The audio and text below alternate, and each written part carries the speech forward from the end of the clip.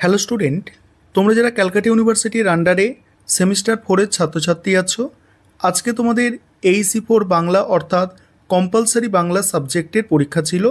আজকের ক্লাসে তোমাদের মর্নিং শিফটের প্রশ্নপত্রের সমাধান নিয়ে আলোচনা করব। তোমরা অবশ্যই প্রশ্নের উত্তরগুলো একটু মিলিয়ে নেবে। প্রথম প্রশ্ন আছে, পোস্টমাস্টারের কর্মজীবনের সূচনা হয়েছিল। এটা তোমাদের আমি প্রথমেই বলেছিলাম, উলাপুর গ্রামে। মোস্ট ইম্পর্টেন্ট আমি বলে দিয়েছিলাম। তোমরা আশা করি প্রত্যেকে অ্যান্সারটা করতে পেরেছো। পোস্টমাস্টার গল্পে রতনের বয়স 12-13 বছর। রতন সম্পর্কে প্রশ্ন আসবে আমি বলেছিলাম, এবং তোমরা যারা পরবর্তী শিফটগুলিতে পরীক্ষা দেবে, অর্থাৎ ডে শিফট এবং ইভিনিং শিফটে পরীক্ষা দেবে, তোমরা এই পোর্শনগুলো একটু ভালো করে দেখে যাবে। পোস্টমাস্টারের অফিস ঘরটি ছিল 8 চালা। নেক্সট, আমি যে আমার পেতাত্তা, এটা বক্তাকে, আমি যে আমার পেতাত্তা, বক্তা হচ্ছে কাদম্বিনী। নেক্সট প্রশ্ন, জীবিত মৃত গল্পটি প্রকাশিত হয় সাধনা পত্রিকা। পরের প্রশ্ন আছে কি? পরের প্রশ্ন, কাদম্বিনীর আকস্মাৎ মৃত্যু হইল, কোন সময়ে মৃত্যু হয়েছে? এটা সম্ভবত অ্যান্সারটা হবে কোন সময়ে মৃত্যু হয়েছে, শ্রাবণ মাসের রাতেই মৃত্যু হয়েছে। কারণ সেখানে বৃষ্টি হচ্ছিল, সেই কারণে তারা সেখানে তার মৃতদেহটাকে রেখে চলে গিয়েছিল। আসলে তো তার মৃত্যু হয়নি, ঠিক আছে, ঠিক আছে। তারপরের প্রশ্ন, ছেলেবেলা থেকে বলাই কেমন ছিল? বলাই অত্যন্ত চুপচাপ ছিল, কারণ সে অত্যন্ত চুপচাপ চেয়ে থাকতো প্রকৃতির দিকে, অত্যন্ত চুপচাপ বলাই চেয়ে থাকতো, ঠিক আছে। তারপরে পরের প্রশ্ন আছে কি দেখো, পরের প্রশ্ন আছে, আমার ওই গাছগুলো যেন না কাটে, ঠিক আছে। কার কাছে প্রার্থনা করা হয়েছে? যেটা 8-এর দাগের প্রশ্ন, কার কাছে প্রার্থনা করা হয়েছে?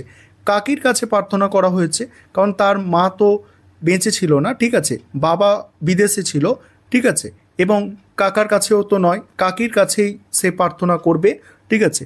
পরের প্রশ্ন আছে দেখো, বলাইয়ের বাবা বলাইকে প্রথম কোথায় নিয়ে গিয়েছিল? প্রথমে তো সিমলা নিয়ে গিয়েছিল, তারপরে বিদেশে যাওয়ার হয়েছিল, প্রথমে সিমলা হবে, ঠিক আছে। পরের প্রশ্ন, বালকদিগকের সর্দারকে? ফটিক চক্রবর্তী। সমস্ত প্রশ্নই করানো, ঠিক আছে। ফটিক চক্রবর্তী হচ্ছে বালক দিগকের সর্দার। পরের প্রশ্ন হচ্ছে, এমন সময় ফটিকের কনিষ্ঠকে, অর্থাৎ ফটিকের ভাই কনিষ্ঠ ছিল ছোট যে, তার নাম হচ্ছে কি? মাখনলাল। ছুটি গল্পটি রবীন্দ্রনাথ ঠাকুর কোথায় বসে লিখেছিলেন? শান্তিনিকেতনে বসে লিখেছিলেন, ঠিক আছে, ছুটি গল্পটি। পরের প্রশ্ন, বৈরাগ্য সাধনে মুক্তি নৈবেদ্য কাব্যগ্রন্থের কত সংখ্যক? এটা 30 নম্বর হবে।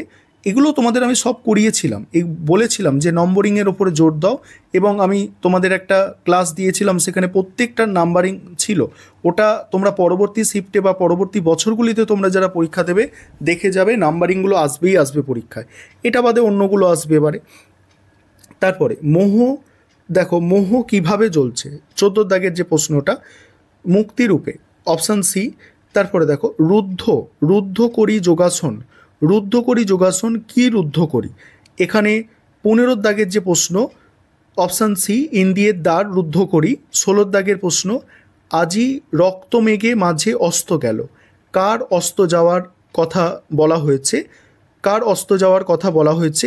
শতাব্দীর সূর্য। স্বার্থ যত পূর্ণ হয় ততই বাড়ে, কি বাড়ে? তত লোভ লালসা বাড়ে।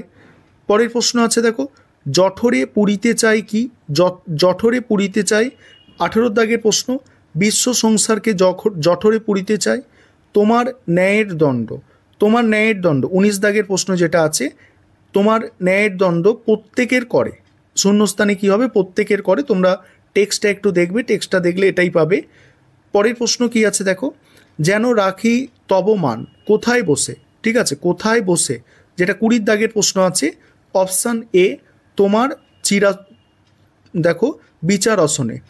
তারপরে দেখো, এখানে রবীন্দ্রনাথের কথা বলা হয়েছে, রাখে নাই খণ্ড ক্ষুদ্র কবি কাকে? এখানে 21 দাগের যে প্রশ্ন আছে, 21 দাগের প্রশ্ন, অপশান এ হবে সঠিক অ্যান্সার।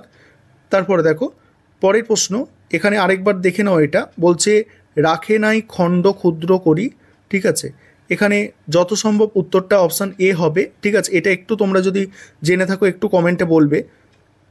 তারপরে দেখো পরের প্রশ্ন কি আছে, দেখো 22 দাগের প্রশ্ন, যেথা তুচ্ছ আচারের তুচ্ছ আচারকে কবি কিসের সঙ্গে তুলনা করেছেন? 22 দাগের প্রশ্ন, অপশান সি, মরু বালু রাশির সঙ্গে তুলনা করেছেন। শক্তি দম্ভ স্বার্থ লোভ কেমন মারির মতো, অর্থাৎ এখানে মহামারীর কথা বলা হয়েছে। স্পর্শ বিস্তার কোথায় দেখা যায়? স্পর্শ বিস্তার দেশ হতে দেশান্তরে দেখা যায়। পরের প্রশ্ন, জ্বরে জীবে সর্বভূতে দেখো অবারিত ধ্যানোপসিত কিভাবে? এখানে 25 দাগেরটা অপশান সি, অর্থাৎ আত্মীয় রূপে সঠিক অ্যান্সার হবে। আর তোমরা কতগুলো অ্যান্সার করতে পেরেছো অবশ্যই তোমরা কমেন্টে জানাবে, অর্থাৎ কত নম্বর তোমরা পেতে পারো।